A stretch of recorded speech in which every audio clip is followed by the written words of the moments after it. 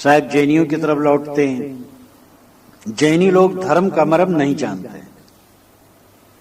वह पाती फूल पत्ती तोड़ करके देवताओं के घर में लाके चढ़ाते हैं। दौना मरुआ चंपा के फूला, मानो जीव कूट समतोला। दौना मरुआ चंपा ये फूलों की जातियों के नाम हैं और उनके सिद्धांतानुसार मानो इसमें करोड़ों जीव निवास करते हैं। एक सुई के अग्र पर करोड़ों जीव निवास करते हैं।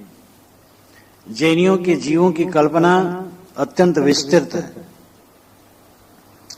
तो ये दौना मरुआ चंपा के फूल तोड़े, पत्ती तोड़े, देवघर में ला करके मूर्तियों को चढ़ाए तो मानो इन्होंने करोड़ों जीवों की हत्या कर डाली। एक तरफ कहते इसमें जीवे जीव भरे हैं और दूसरे तरफ फूल पत्ती तोड़ तोड़ करके ला करके मूर्तियों पर चढ़ाते हैं। और इतना ही नहीं, और पृथ्वी के रोम उचारे, देखत जन्म आपनो हारे। ये पृथ्वी के रोम भी उखाड़ते हैं। यहां पृथ्वी का लाक्षणिक अर्थ है शरीर। बाल उखाड़ते हैं जैनी लोग। दाढ़ी, मूंछ और सिर के बाल राख ले लेते हैं, कंडे की राख हाथ में लगा लगा कर चर चर उखाड़ते चले जाते हैं। कितने बाल मूल से उखड़ आते हैं, फिर वहां कभी नहीं उगता है। इसलिए जैनी जो साधु हैं उनका सिर देखा जाए तो जो बाल उगे हैं बिरल बिरल। धीरे धीरे जितनी उम्र बढ़ती जाती है बाल उनके घटते जाते हैं। उखाड़ते समय जो बाल मूल से उखड़ जाते हैं वो फिर नहीं उगते।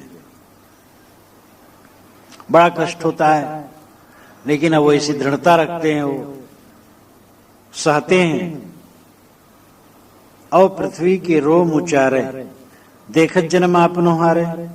साहब कहते देखते देखते अपने जन्म को हार रहे हैं, क्या जरूरत है इसकी, बाल बनवा लें। ये उखाड़ने की क्या आवश्यकता है। मन करे असरारा, कल्पे बिंद खसे नहीं द्वारा।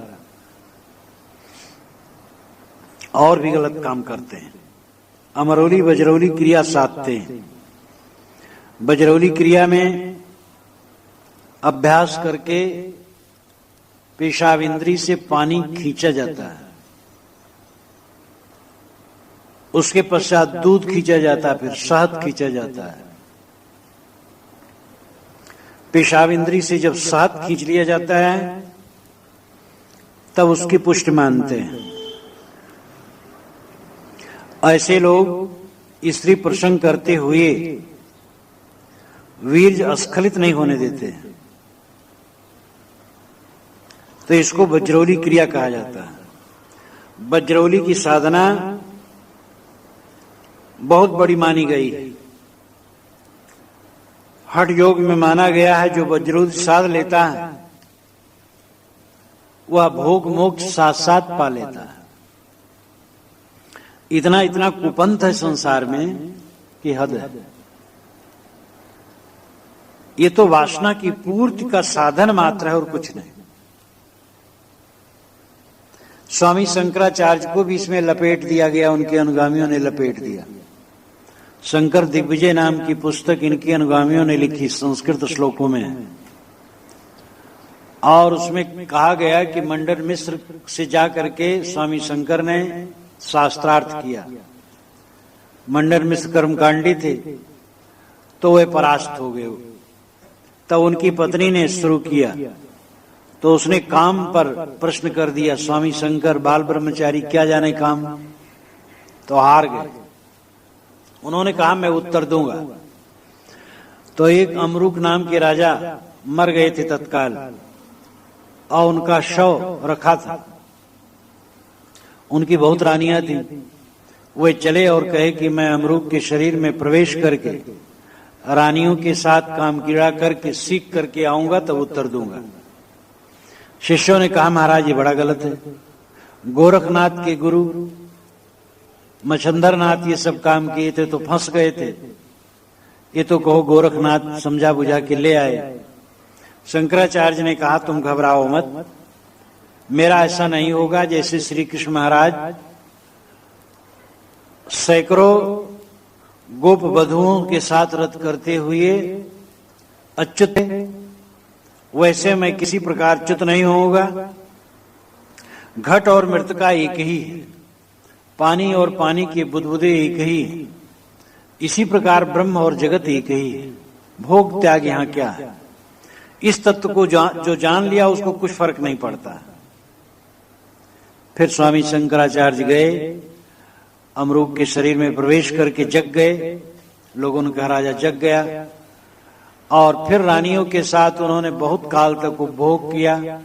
और जो उपभोग का वर्णन इतना गंदा है, जुआ खेलना और जो जो गंदा वो कहा नहीं जा सकता, इतना श्रृंगार रस भरपूर है। ये वज्रौली क्रिया साधने, वहां भी कहा गया जिसने वज्रौली साध ली है कोई फर्क नहीं पड़ता है। ये शंकराचार्य के चरित्र का हनन है। मुझे बिल्कुल विश्वास नहीं कि स्वामी शंकराचार्य ऐसा करेंगे। अब शास्त्रार्थ मुझसे किसी से बात हो और वो ज्ञान के विषय में हो तो अगला आदमी हार जाए, तो कहे अच्छा मैं ट्रांजिस्टर के विषय में प्रश्न करता हूं, ट्रांजिस्टर कैसे बनाया जाता है। अब ये क्या प्रश्न है? ट्रांजिस्टर से हमसे क्या मतलब? आत्मज्ञान से मतलब है। और स्वामी शंकराचार्य काम का उत्तर देने के लिए क्यों पड़ेंगे चक्कर में? और बात तो यह है कि शिष्यों ने कहा महाराज मच्छंदरनाथ बिगड़ गए थे, गोरखनाथ के गुरु इसी में पकड़ के। मच्छंदरनाथ गोरखनाथ स्वामी शंकराचार्य के 200 वर्ष बाद हुए। तब जो 200 वर्ष बाद हुआ है उसका उदाहरण शंकर के सामने कैसे होगा? वास्तव में लिखा गया तो बाद में, और लेखक को यह पता नहीं था कि स्वामी शंकर पहले हुए हैं कि गोरखनाथ हुए हैं पहले, इसका उससे पता ही नहीं था। तो ठोक दिया। स्वामी शंकर से उनके शिष्य ने कहा कि महाराज गोरखनाथ के गुरु मच्छंदरनाथ खराब हो गए थे, आप भी खराब हो जाएंगे, ठीक नहीं है। मतलब बकवास। स्वामी शंकर ऐसा कभी नहीं किए होंगे। हाँ, उनके सिद्धांत में एक गड़बड़ी अवश्य है कि जड़ चेतन अंत में एक ही, भोग योग एक है। ये बहुत खतरनाक है। तो वज्रौली क्रिया साध करके मनमत बिंदु करे असरारा। असरारा का मतलब रहस्य। असरारा, असरार अरबी भाषा का शब्द है। इसका अर्थ रहस्य, भेद, गुप्त बात। ये गुप्त क्रिया करते हैं। असरारा का अर्थ लगातार भी होता है, रोज करते हैं। और असरारा का अर्थ दुष्ट, टीकाकारों ने लिया है, ये दुष्ट व्यवहार है। मनमत बिंदु, मनमत नाम काम, तो काम से मथन होकर के बिंदु वीर्य को खींचते हैं।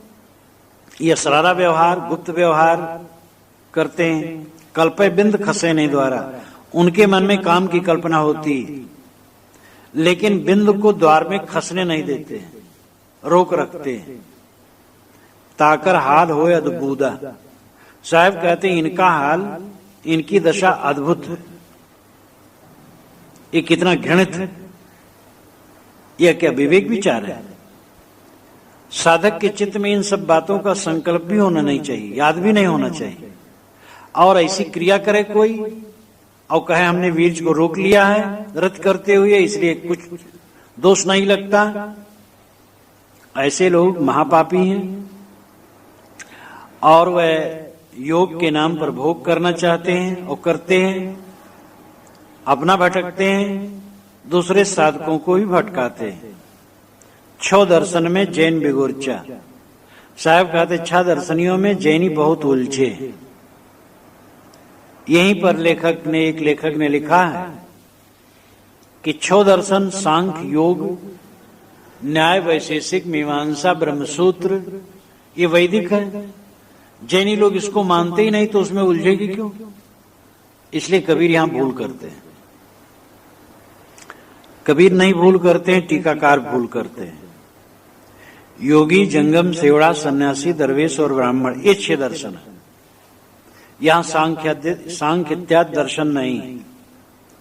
साहब कहते हैं ये 5 जो दर्शन है, जोगी, जंगम आदि, तो भूले ही हैं, लेकिन जो छठे जैनी है वह और भूले, वह और बिगुर्चा कहते बिगुचना, उलझना, ये और उलझे, बाल उखाड़ना, ये सब क्रिया करना। इतना ही नहीं, पानी, ये कभी पानी, कच्चा पानी नहीं लेते, क्योंकि कच्चे पानी में तमाम जीव भरे, और पिएंगे तो सब जीव मर जाएंगे, पाप पड़ेगा। तो भक्त लोग खौला करके देते हैं, वो पीते हैं। तो भक्त लोग खौलाते तो भक्तों को पाप पड़ता है, उनको नहीं पड़ता। चौमासा निवास करते हैं महात्मा लोग, जैनी महात्मा, और वहां पर हर दिन पानी गर्मा गर्मा करके काफी उनके लिए रखा जाता है, और रोज भक्तों को कहना पड़ता है कि महाराज ये हम अपने लिए गरमाए, अगर कह दे आपके लिए गरमाए हैं तो नहीं लेंगे। तो एक टोटका है, रोज उनके लिए गरमाते हैं और रोज कहना पड़ता है उन्हें कि महाराज हम अपने लिए गरमाए। ये सब क्या है? उलझन। जो चीज है उसको सरलता से स्वीकारना चाहिए। बेकार की बातें करके एक दिखावा करना क्या फायदा है? इनके खान पान का चक्कर, दिगंबरियों को देखो तो जो भिक्षा के लिए चलते हैं और जो दिखावा उसमें हद है, श्वेतांबरियों में कम है। साहब कहते इच्छा दर्शन में जैनी ज्यादा उलझे हुए हैं, यानी 5 दर्शन वाले तो उलझे ही हैं, जैनी ज्यादा उलझे। ज्ञान अमर पद बाहिरे नेरे ते है दूर, जो जाने ताके निकट है, नहीं तो रहा सकल घट पूरी। ज्ञान अमर पद है, जो तुम्हारा अमर पद है वो ज्ञान स्वरूप है, या ज्ञान अमर पद है, जो ज्ञान तत्व है वो नित्य सत्य बाहिरे। ये सभी दर्शनों के बाहर है, सभी पाखंडों के बाहर है। नेरे ते है दूर, ये नियर है, निकट है, और दूर भी है। जो जाने ताके निकट है, जो समझ ले उसके निकट है, नहीं तो रहा सकल घट पूर्ण, नहीं तो सब घट में पूर्ण होते हुए भी दूर है। समझ जाने बिना दूर, जाने को नजदीक, देखो निरंतर में अपरोक्ष तस्दीक। श्री निर्मल साहब ने कहा है, जाने बिना दूर, न जानने से परम तत्व दूर है, और जाने को नजदीक है। देखो निरंतर में अपरोक्ष तस्दीक, निरंतर में देखो, भीतर में देखो, स्वयं तुम हो। तो न जान करके दूर है, जान ले तो हाजिर हुजूर है। तुम स्वयं हो, जिसे तुम खोज रहे हो स्वयं हो, और उसको पाखंडों में उलझाओ मत, संप्रदायों के भ्रमों में उलझाओ मत। जिसको खोज रहे हो तुम खुद हो, यह दृष्टि अपनाओ। इस प्रकार साहब अंत में ये साखी कहते हैं, ज्ञान अमरपद बाहिरे नेरे ते है दूर, जो जाने ताके निकट है, नहीं तो रहा सकल घट पूरी। सब घटों में होते हुए दूर लगता है, स्वयं होते हुए दूर लगता है, क्योंकि स्वयं को न समझ करके जब बाहर पाने की चेष्टा होती है तो भटकाव के सिवा क्या है। गले में कंठा, नशा खाने से भूल गया और कहता है कि कंठा खो गया, और समझ में आ गया, नशा दूर हो गया, तो कंठा तो गले में है, बाहर कहां खोजना है। सदगुरु कहते हैं, जिसे तुम खोजते हो वो तुम्हारा स्वरूप है।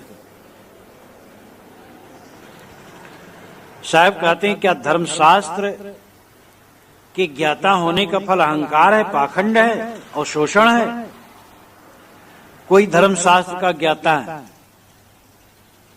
तो अहंकारी बने, पाखंडी बने, शोषण करे, ये तो धर्मशास्त्र के ज्ञान का अर्थ न हुआ। धर्मशास्त्र के ज्ञान का अर्थ होता है अपना कल्याण करे, समाज का कल्याण करे। अगली रमैनी वो कहते हैं, रमैनी 31। सुमृत आय गुणन को चीन्हा, पाप गुण को मारक कीन्हा। सुमृत वेद पढ़े असरारा, पाखंड रूप करें हंकारा। पढ़े वेद और करें बड़ाई, संशय गांठ अजो नहीं जाई। पढ़े शास्त्र जीवबद्ध करई, मूड़ी काट यगमन कह धरई। कहें कबीरी पाखंड, बहुतक जीव सताव। अनुभव भाव न दर्शे, जीत न आप रखाओ। सुमृत आय गुणन को चीना। सुमृत का मतलब अस्मृत। भारतीय परंपरा में, वैदिक परंपरा में प्रथम वेद बने, ऋक यजुः साम अथर्व। ऋक यजुः साम इन तीनों की प्रतिष्ठा थी। अथर्व रचना पीछे, लेकिन अथर्व की विषय वस्तु प्राचीन है। टोना टुटका, जादू मंत्र, जारण मारण उच्चाटन, बहुत प्रपंच है। तो विषय वस्तु तो उसकी पुरानी है, लेकिन रचना पीछे है। इसीलिए पुराने ग्रंथों में 3 वेद की बात आती है। त्रैगुण विषया वेद और त्रैवेदस्य कर्तारो। 3 वेद के विषय में काफी चर्चा है। तो 4 वेद ये पहले बने, उसके पश्चात ब्राह्मण ग्रंथ बने, शतपथ, गोपथ, ऐत्रेय इत्यादि। उसके पश्चात आरण्यक ग्रंथ बने, उसके पश्चात सूत्र ग्रंथ बने, धर्म सूत्र, शोध सूत्र, गृह सूत्र, जिसमें कर्मकांड और गृहस्थी के लिए व्यवहार इत्यादि बहुत है। उसके पश्चात स्मृतियां बनी। स्मृतियों के बड़े लेखक मनु, बृहस्पति, दक्ष, गौतम, यम, अंगिरा, योगीश्वर, प्रचेता, सातातप, पराशर, संवर्त, उष्णा, शंख, लिखित, अत्रि, विष्णु, आपस्तंभ, हारीत इत्यादि मुख्य हैं। इसके बाद भी कई स्मृतकार हैं। पहले कम स्मृतियां बनी, फिर 100 के लगभग हो गई, 100 से भी बढ़ गई। ईसा के 1000 वर्ष बाद तक भी स्मृतियां बनती रही। मन इत्यादि की स्मृतियां जो बनी, ये नहीं कि उन्होंने ही बनाया है। सभी स्मृतियों में सर्वांग मनुस्मृति है। और मनुस्मृति में हजारों श्लोक हैं और काफी सर्वांग हैं।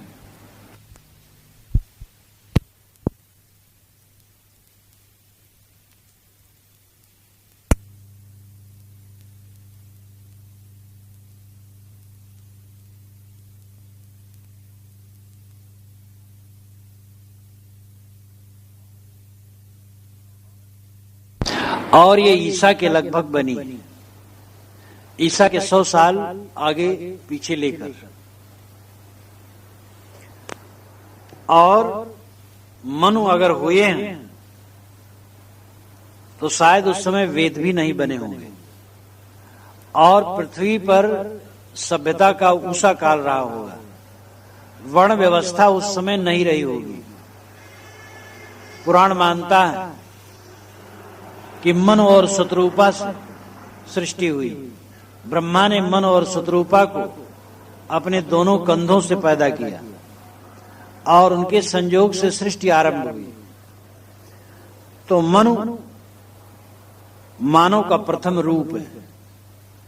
पहले मुर्गी है कि अंडा, कर्म है कि, इस न्याय से सब सदा से है।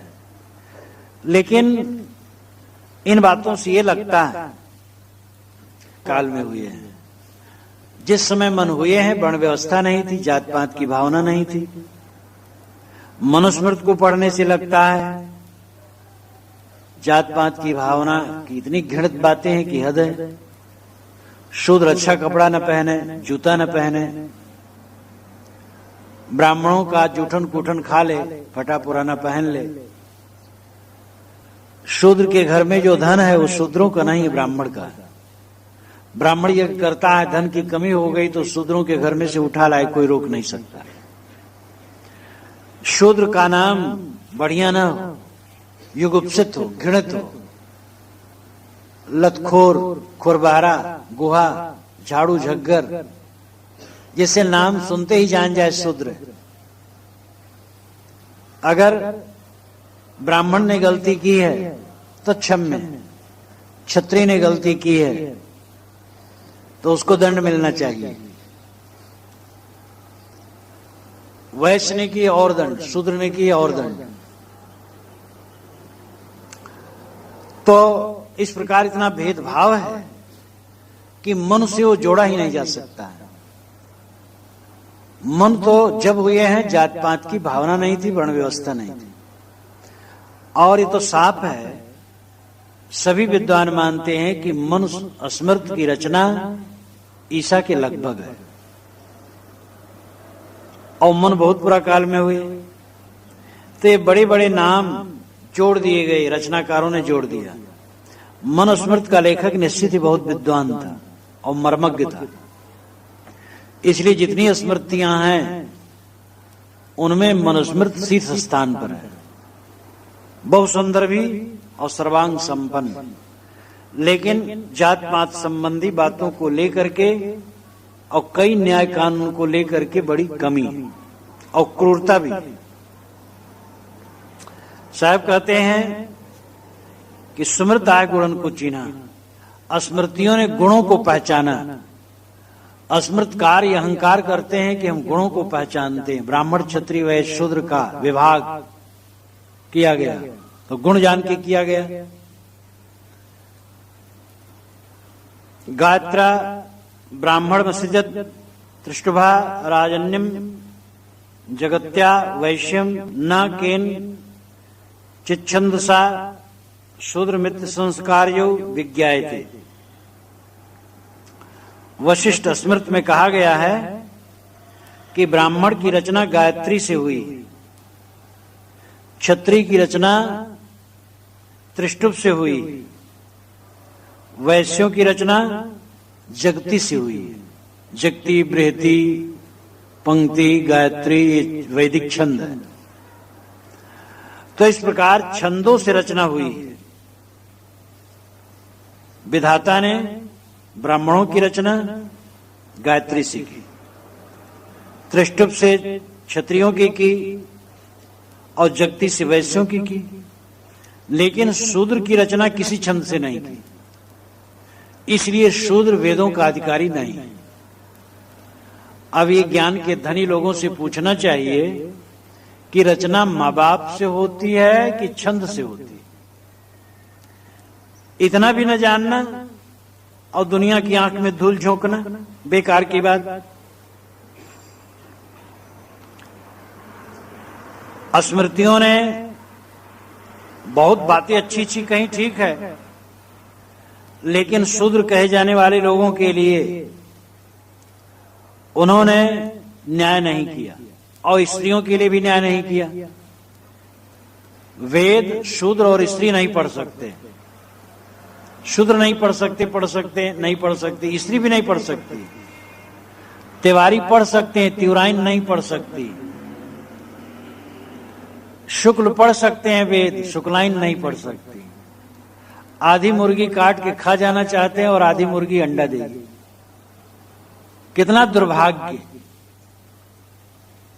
जिसका धर्मशास्त्र कोई पढ़े कोई न पढ़े, वो कहां गुणों को समझा है, पाप पुण्य को भी क्या समझे। यज्ञार्थम पशुः सृष्टा स्वयमेव स्वयंभुवा यज्ञस्या भूतैः सर्वस्य तस्मात् यज्ञे बधो अवधा। मनुस्मृत के 5वें अध्याय के 39वें मंत्र में लिखा गया कि ब्रह्मा ने पशुओं की सृष्टि यज्ञों के लिए की। यज्ञ में पशु काट काट करके उनका हवन किया जाए, इसीलिए ब्रह्मा ने पशुओं की रचना की, उनकी सृष्टि की। और यज्ञ ही समस्त कल्याण के साधन है। अब ये गुण को पहचानना कहां हुआ। किसी जीव की हत्या यज्ञ कैसे। शूद्र न्यायाधीश नहीं हो सकता है, शूद्र किसी धर्म की घोषणा नहीं कर सकता है, क्षत्रिय की हत्या अगर कोई करता है तो 6 वर्ष तक ब्रह्मचर्य का पालन करे और 1000 गायों का दान करे, तब उसका उद्धार होगा। और अगर कोई वैश्य की हत्या करता है तो 3 ही वर्ष ब्रह्मचर्य पालन करे और 100 गाय बैलों का दान कर दे तो भी छूट जाएगा। लेकिन अगर शूद्र की हत्या किसी ने कर दी है तो 1 वर्ष ब्रह्मचर्य के पालन से भी पाप कट जाएगा, और 10 गाय दान कर दे उतने में छुट्टी हो जाएगी। आपस्तम ने तो ऐसा कहा है कि शूद्र की हत्या का पाप उतना ही लगता है जैसे मोर तीतर बटेर कोई मार दे, उतना पाप वैसे शूद्र को मारने में पाप है, शूद्र को मारने में ज्यादा पाप नहीं। ये गुण की पहचान है। साहब व्यंग करते हैं, सुमिरता गुणन को चीना। ये स्मृतियों ने गुणों को बहुत पहचाना, मनुष्यों के गुणों को बहुत पहचाना। क्या यही पहचानना? पाप पुण्य का मार्ग कीना, इन्होंने पाप पुण्य का मार्ग बनाया। यज्ञ करो, जीववध करो, ये पुण्य है, और जो यज्ञ न करे वो पाप करता है। ये कौन सी समझदारी है? साहब कहते हैं, सुमृत वेद पढ़े असरारा, पाखंड रूप करे अहंकारा। ये कर्मकांडी पंडित लोग स्मृतियां पढ़ते हैं, वेद पढ़ते हैं, असरारा लगातार पढ़ते हैं और कहते हैं हम इसके भेद जानते हैं। पाखंड रूप करे अहंकारा, पाखंड का रूप बना करके अहंकार करते हैं हम सबसे बड़े, जन्म से ही बड़े। पढ़े वेद और करें बड़ाई। वेद पढ़ते हो अपनी बड़ाई करते हैं कि हम ईश्वरी वाणी के एकाधिकारी हैं, संशय गांठ यजहु नहीं जाए। लेकिन आज भी इनके संशय की ग्रंथि नहीं जा रहे, बोध नहीं, भटक रहे हैं। पढ़े शास्त्र जीव बध करई, मूड़ी काट अगमन का धरई। पढ़ते तो शास्त्र हैं और करते हैं जीव बध, और मूड़ी काट करके अगमन का धरई, यानी मूर्तियों के, जड़ मूर्तियों के सामने चढ़ाते हैं। जिसका वध करते हैं वो जीव है, और वध करके जिसको खुश करना चाहते वो निर्जीव है। खुश करने को, उसमें खुश होने की शक्ति ही नहीं है। इतनी भी समझ जिसमें न हो, उसको कैसे समझा जाए कि वो विद्वान है और समझदार है? निर्जीव पत्थरों की मूर्तियों को खुश करने के लिए सजीव प्राणियों का काट देना,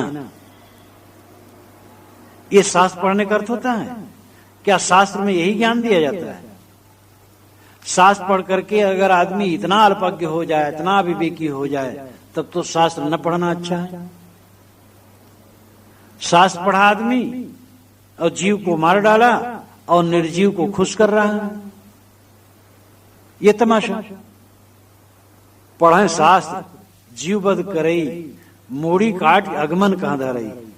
आगमन देवताओं के आगे, अथवा आगमन नाम जानो अपने आगमन के लिए धर रहे हैं। ये जो हत्या करते हैं, हत्या का फल तो इनके सामने आएगा, फल भोगना पड़ेगा। कहीं कबीर पाखंड बहुतक जीव सताओ, अनुभव भाव न दर से जीत न आप रखाओ। साहब कहते हैं इस पाखंड ने बहुत जीवों को सताया। ये पाखंडी कर्म, इनकी जीभ लोलुप है मांस खाने के लिए, तो बलि और कुर्बानी के नाम पर लोगों ने बहाना बना लिया।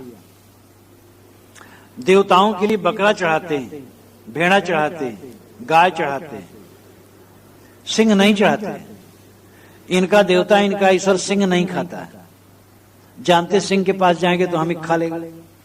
बकरा बेचारा मासूम है, तो कहते हमारा देवता बकरा खाता है। अरे बकरा तुम खाते हो और देवता का बहाना करते हो। कहीं कबीरी पाखंड बहुतक जीव सताओ। इन पाखंडियों ने बहुत जीवों को दुखाया, मासूम निरीह प्राणियों की हत्या करवाई। अनुभव भाव न दर्शे, अनुभव भाव इनको नहीं दरसता है। अनुभव कहते हैं प्रयोग के पीछे उत्पन्न हुआ ज्ञान, अनु कहते हैं पीछे को, भाव कहते हैं उत्पन्न को। प्रयोग के बाद में जो ज्ञान उत्पन्न होता है उसका नाम है अनुभव। सबका अनुभव है कि एक कांटा गड़ जाए कितना दर्द होता है, आंख में धूल का कण पड़ जाए कितनी पीड़ा होती है। और ये बेदर्दी लोग ईश्वर और देवता के नाम पर छुरी भोंक देते हैं प्राणियों को, इनको अनुभव भाव नहीं दरसता है। स्वयं कांटा चुभना पीड़ा करता है और दूसरे को छुरा भोंकते हैं, इनको अनुभव भाव कहां है? जियत न आप रखाओ, जीते जीते अपनी रक्षा नहीं कर रहे हैं। यानी जीवन में रहते रहते न आप रखाओ, अपनी रक्षा नहीं कर रहे हैं, अपना कल्याण नहीं कर रहे हैं। जो दूसरे को दुख देगा अपने लिए दुख की खाई बनाएगा, तो अपना कहां कल्याण कर रहे हैं। जो दूसरे को तकलीफ देता है उसको निश्चित है तकलीफ मिलनी। साहब कहते वेद शास्त्रों में कल्याण की बातें भी है, ये नहीं कि उसमें पाखंड खाली भरा है, कल्याण की बातें भी है, लेकिन कल्याण की बातों पर इनको ध्यान नहीं। केवल कर्मकांड, केवल पूजा प्रतिष्ठा करके धनार्जन करना, इतने लक्ष्य है। रामायणी 32 अंध सुदर्पण वेद पुराना। दरबी कहा महारचन, जस खर चंदन लादेव भारा, परिमल बास न जान गंवारा। काहे कबीर खोजे असमाना, सो न मिला जो जाय अभिमाना। अंध सुदर्पण वेद पुराना। अंधे के सामने दर्पण रखो, वो क्या देखेगा? जो अपने विवेक को ही ढांक रखे हैं, वेद पुराण क्या करेंगे?